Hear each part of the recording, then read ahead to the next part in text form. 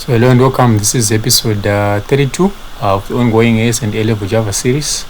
And in this episode, we are going to be looking at packages and the application programming interface. So Java makes use of packages which form the application programming interface, as it were. So a package in Java is used to group related classes, and think of it as a folder in a file directory. And the whole point of using packages, as it were, is to avoid naming conflicts, and also it helps us to write code that is easy to manage or to maintain, as it were. So you can think of it as how you would arrange files on your particular machine, right? You could have a folder on your desktop, and then on the desktop you could actually create within that particular folder on the desktop you can actually have some subfolders within that particular folder, and so forth and so on. So the whole idea is that you are going to have a root folder, then within the root folder you can have child folders, as it were. So that's the whole essence of packages in Java. So a package is just equivalent to a folder in everyday language. So packages can be divided into two categories. We have built-in packages, which form the Java API, which is short for Application Programming Interface. So the API is basically all the functionalities and tools that you take advantage of when you start writing your Java programs. So we are talking about built-in methods, we are talking about built-in classes, and so forth and so on. So all those built-in classes, methods, attributes, and so forth, they form what we call the Java API, or the built-in packages, as it were. Then you can also categorize packages into user-defined packages. So user-defined packages, these are when you create your own packages. So Java actually allows you to extend its functionality by developing even more specific classes that suit your particular problem, that suit your particular solution, as it were. So with built-in packages, we are looking at the Java API, again, which is short for Application Programming Interface. And this is a library of pre-written classes that are free to use and are included in the Java development environment. So the moment you install the JDK, it means that you are going to install this Java API, that is to say built-in packages, and you can then start writing your Java programs leveraging on that. Then the library contains components for managing input, database programming, and much more. So in the upcoming episodes, we shall be actually taking a look at the scanner class, which allows us to get user input and output. But I think maybe there was one episode in which we looked at the math class, and let me just check to see which one was it. It should have been the episode 9. So yeah, so you can see here that we were actually leveraging on the Java API, right?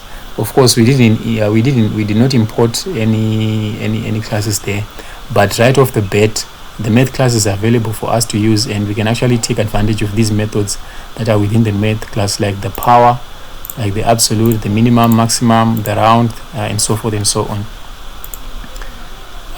So the complete list of the API, you can find it at the official Oracle website. By the way, Oracle are the owners of the Java programming language, and they are the ones who are responsible for maintaining and for issuing out new releases, and as it is. So the library is divided into packages and classes, meaning you can either import a single class along with its method and attributes, or you can import a whole package that contain all the entire classes.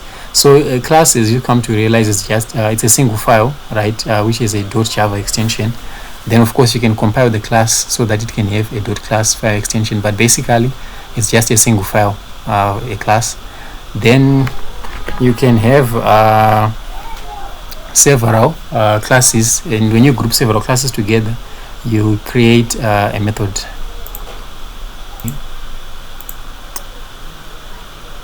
So to use a class or a package from the library, you need to use the import keyword. So Java is this keyword called import that you write at the very top of your class. Before you write any other code, you should have the import statement. Actually, it is the second line after the package declaration.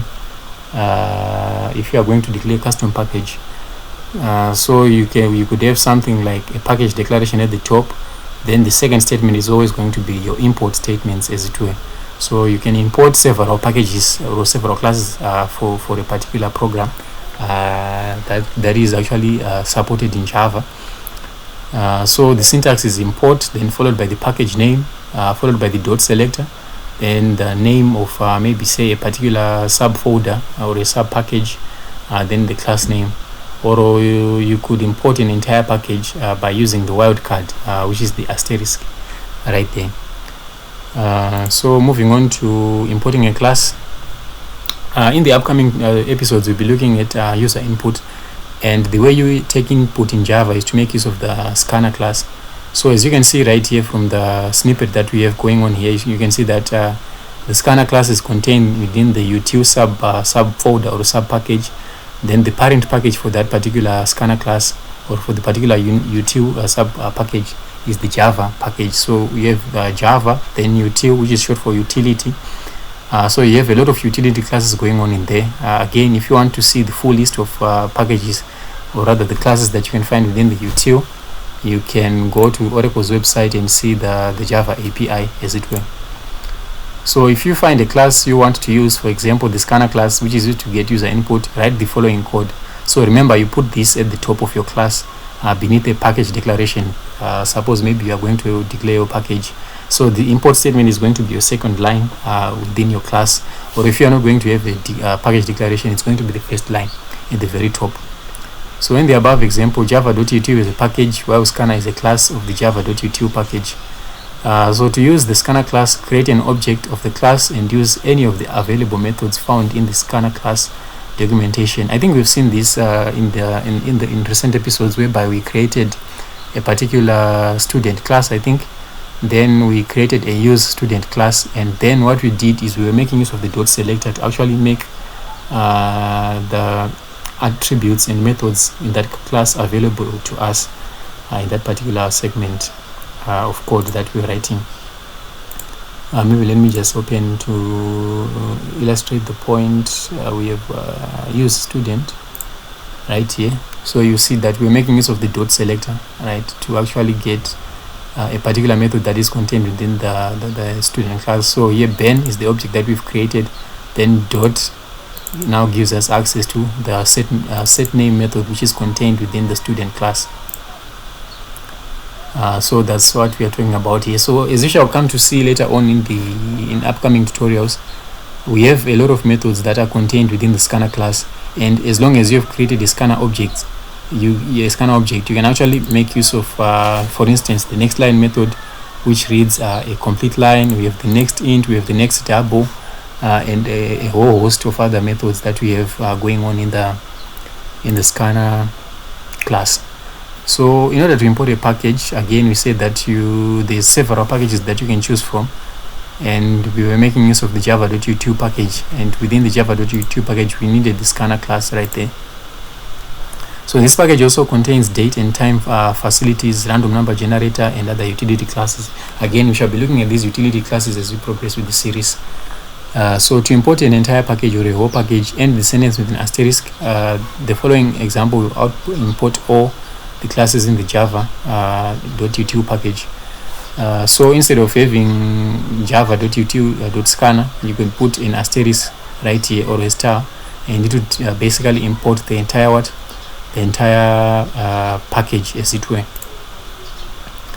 Then you can also have user-defined packages, right? So in order for you to create user-defined packages, you need to understand the folder structure,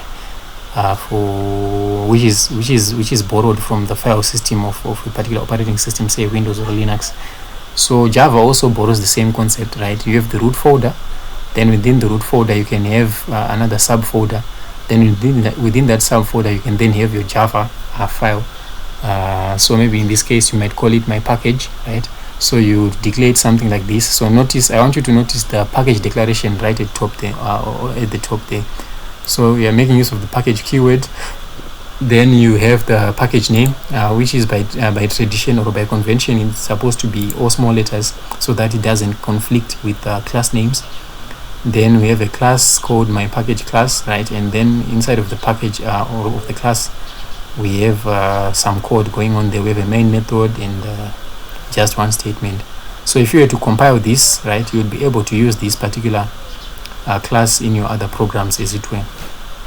So yeah, I think that's just about it for the packages and the API. I'll see you in the next one.